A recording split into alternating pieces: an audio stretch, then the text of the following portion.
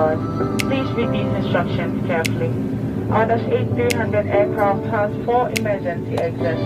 These are Sherman with red exit signs. There are 2 doors in front, 1 on either side, and 2 doors make cabin, 1 on either side. Keep in mind your nearest exit may be